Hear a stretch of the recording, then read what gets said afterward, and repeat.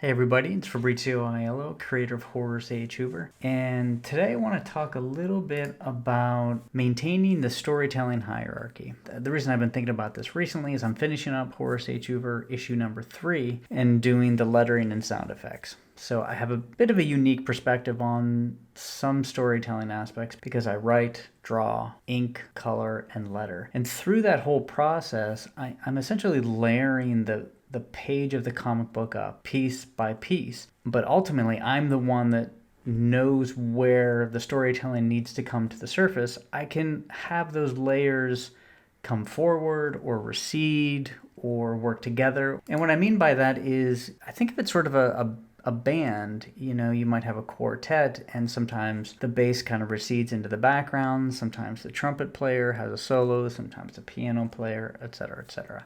The reason I've been thinking about this is, first off, let me say, I've read McLeod's books and Eisner's book, I've read lettering books, I've read them all at some point in time, and they're all brilliant books. So if I'm pushing back on any of this, it's just because it's something I'm thinking about currently, and maybe this can help somebody who's also dealing with some piece of this. So we're looking at a page of Horace H. Hoover. This is from issue 1. Now I know there's a lot of 90s nostalgia going around right now, and obviously, I'm not the first person to point it out. The 90s was a priority of artwork over absolutely everything. There was barely a story if we were lucky. And I think the pendulum has swung back a little bit, but it never really got back to where I feel like it should be. There still is this implicit priority of art over the dialogue or the sound effects, even when a scenario presents itself, that would serve the story better. And most people, it's very hard for them to imagine a piece of dialogue or a speech balloon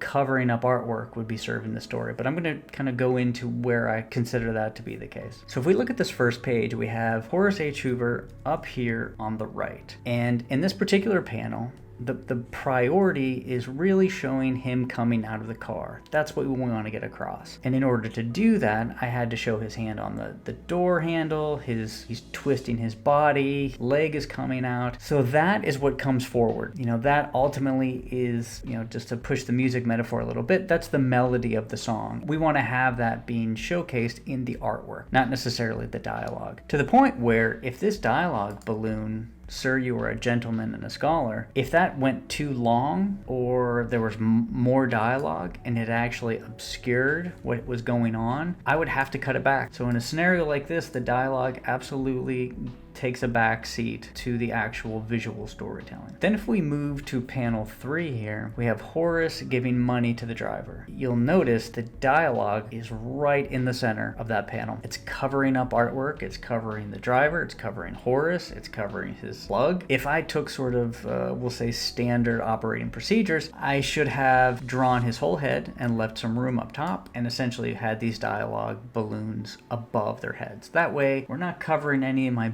beautiful artwork, but I think that does a disservice because in this particular panel, the dialogue actually works in 3-dimensional space. And by that I mean this balloon is showing where the actual sound is happening. It's not just a sign saying what happened. It's actually happening in the scene at that particular time. And I think approaching dialogue that way really is a completely different way of looking at it. I don't know if it's my background in 3D or not, but to me, again, if there's anybody that does 3D, they'll sort of understand this graphic that I'm using. So in a scenario like this, the dialogue comes forward, the art recedes, but the storytelling is exactly where it should be. Panel 2, the storytelling is in the art. Panel 3, the priority storytelling is in the dialogue. And just to kind of push this a little further, what I see a lot of, and again, I think this is 90s up until today, this idea of what I'm calling the artwork force field. And the artwork force field means that, again, we're giving priority to the art to such a degree that we move dialogue balloons and narration so they don't touch the artwork at all. We essentially move all the dialogue around the artwork. And what that does is it moves all of these into the same plane, first of all, visually the same plane, and most likely behind the character. But it's not embedded in the artwork. So when I move this over Horace's head, now maybe this is a little too much, but if it overlaps in any way, all of a sudden, this dialogue is happening right where his mouth is. This is just signaling that this person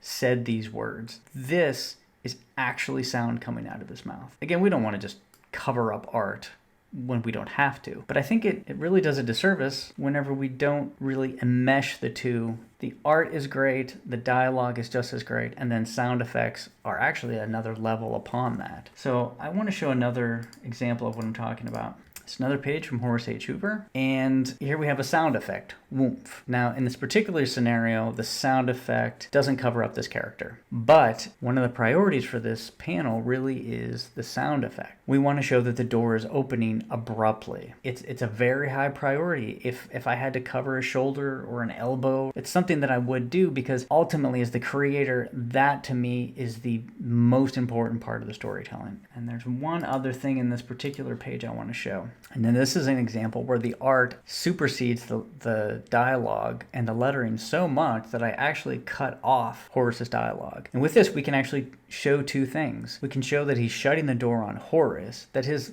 words are actually getting cut off. But you'll notice it gives the impression that those speech balloons are happening in 3D space behind the door, but in front of Horace. So those are just a few things I wanted to talk about. I know some of this might be heresy. I'm curious to hear what people think. Just a reminder, Horace H. Hoover #2 is on pre-order, available at alternacomics.com. Let me know what you think in the comments, subscribe, like, and thanks for listening. Bye.